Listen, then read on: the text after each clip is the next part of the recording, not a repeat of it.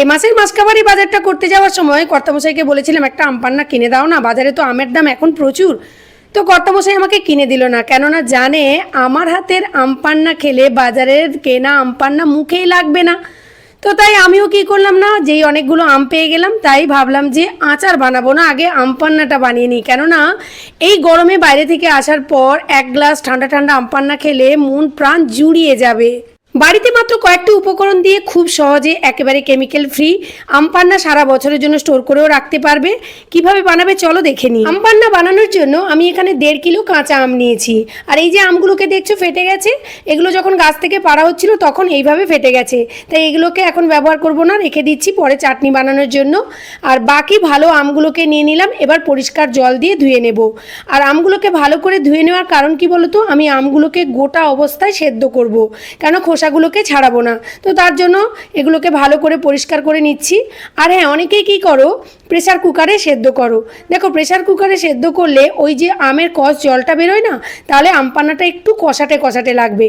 তাই আমি যেভাবে আমগুলোকে সেদ্ধ করছি তোমরাও ওইভাবে সেদ্ধ করে নিও, তাহলে দেখবে আম পান্নাটা খেতে কষাটে লাগবে না।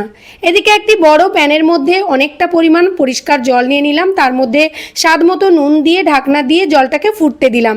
এদিকে আমের মুখগুলোকে কেটে নিলাম, কেননা আমের মুখগুলোকে কেটে নিলে আমটা খুব ভালোভাবে সেদ্ধ হয়ে যাবে। এই যে দেখো আমের মুখগুলোকে কেটে নিয়ে ফুটন্ত জলের মধ্যে দিয়ে দিলাম। এবার গ্যাসের ফ্লেমটাকে মিডিয়াম টু লোতে রাখতে হবে।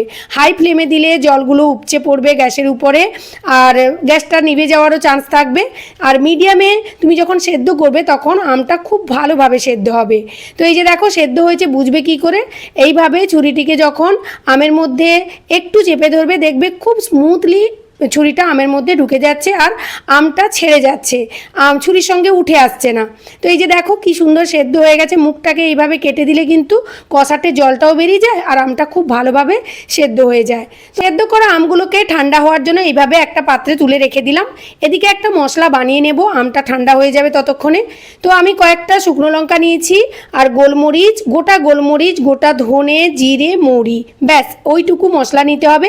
আর হ্যাঁ, গোলমরিচটা যদি বেশি নাও লঙ্কাটা তাহলে কম নেবে, আর শুকনো লঙ্কা যদি বেশি ঝাল থাকে তাহলে গোলমরিচ কম নেবে।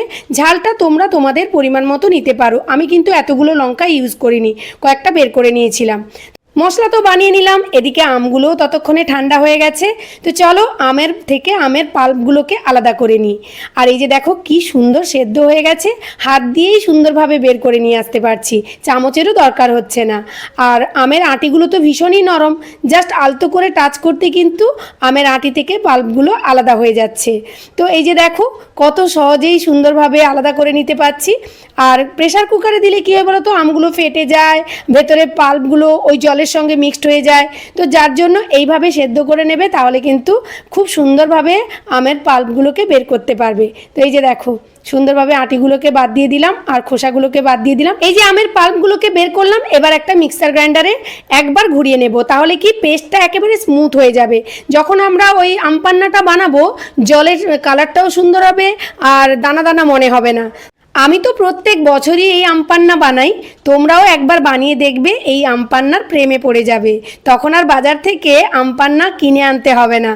তো এই যে দেখো পাল্পটাকে আমি একটা ফ্রাইং প্যানে দিয়ে বেশ কিছুক্ষণ নাড়তে থাকবো।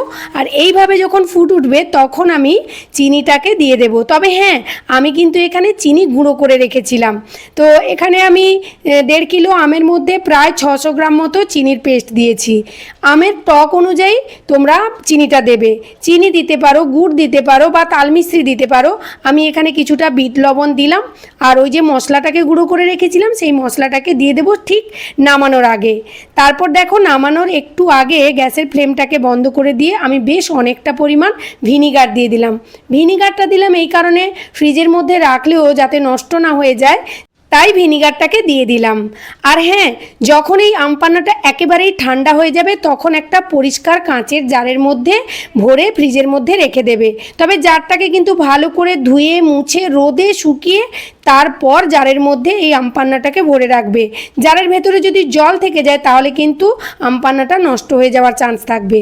আর ভিনিগার দিয়ে দিয়েছি মানে আম পান্নাটা নষ্ট হবে। তো আমার এই রেসিপিটি কেমন লাগলো অবশ্যই কমেন্ট করে জানিও, ভালো লাগলে শেয়ার করে পাশে থেকো। আর হ্যাঁ, একবার ট্রাই করে দেখো আর আমাকে ট্যাগ করতে ভুলো না কিন্তু।